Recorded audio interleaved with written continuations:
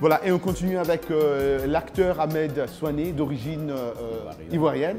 Et Ahmed, qu'est-ce qui vous amène ici au FESPACO 2017? C'est ce qui amène tous les acteurs, tous les amoureux du cinéma, tous les professionnels du cinéma. La rencontre, les échanges, la possibilité de faire des ouvertures, de faire des échanges, d'acquérir de nouvelles expériences parce qu'on ne finit pas d'apprendre. C'est tous les jours qu'on apprend dans ce domaine-là et donc nous sommes motivés par tout cela. Et c'est la première fois Ahmed Souané ici au Burkina Faso? Non, je suis, je ne sais plus, peut-être à la 4e fois que je suis au FESPACO. Ah, d'accord, d'accord. Et c'est toujours la même ambiance où vous rencontrez beaucoup des gens qui sont dans le cinéma africain. Absolument. Alors, où est-ce que, Ahmed, aujourd'hui, vous pouvez classer le cinéma africain aujourd'hui? Y a-t-il une progression? Il y a encore beaucoup à faire? Qu'est-ce que vous pouvez dire du cinéma africain? Absolument, il y a beaucoup à faire, mais il y a surtout beaucoup qui a été fait. Je prends le cas spécifique de la Côte d'Ivoire.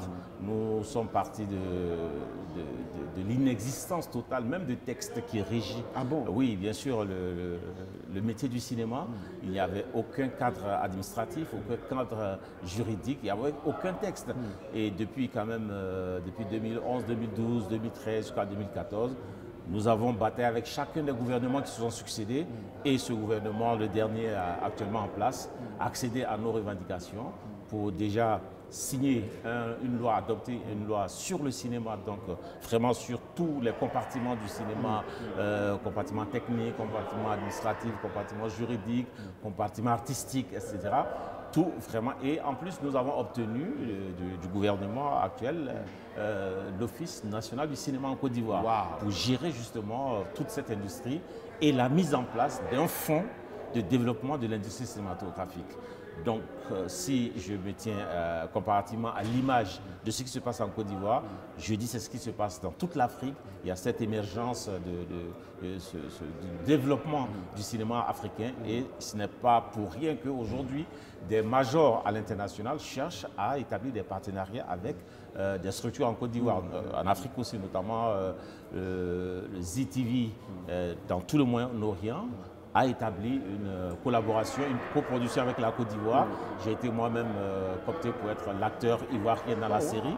Oui, c'est une série in the midst of the dream, tournée à Dubaï, tournée en Côte d'Ivoire. Donc ça veut dire qu'il y a de l'intérêt.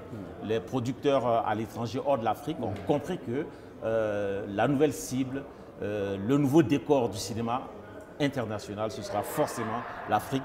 Parce que c'est un décor inexploité, ce sont des talents inexploités, inconnus, et ce sont des émotions nouvelles qu'il faille aller chercher.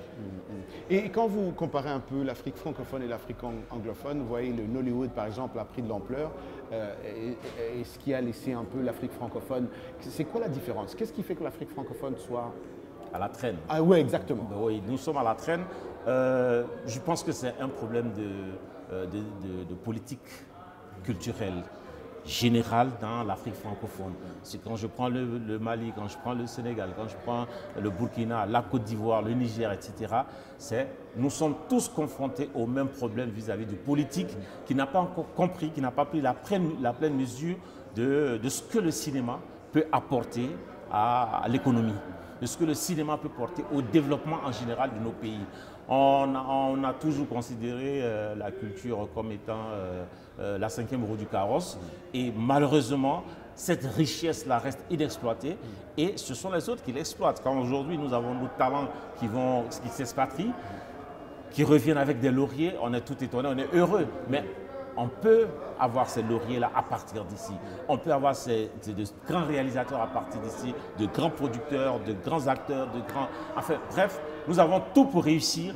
Mais la seule chose qui manque, c'est que nos hommes politiques comprennent que la culture, et spécifiquement le cinéma, peut participer absolument du développement de notre économie, du développement de nos pays en général. Lorsque nous aurons compris cela, enfin, lorsqu'ils auront compris cela, les hommes politiques, je pense que nous allons aller vraiment de façon exponentielle vers les sommets. L'Afrique est très fière de vous. Merci et de ce que vous êtes en train de faire et ce que vous avez dit et que tout le monde est en train de suivre. Merci pour votre temps. Je vous remercie également. Merci. Et à très bientôt. Merci beaucoup.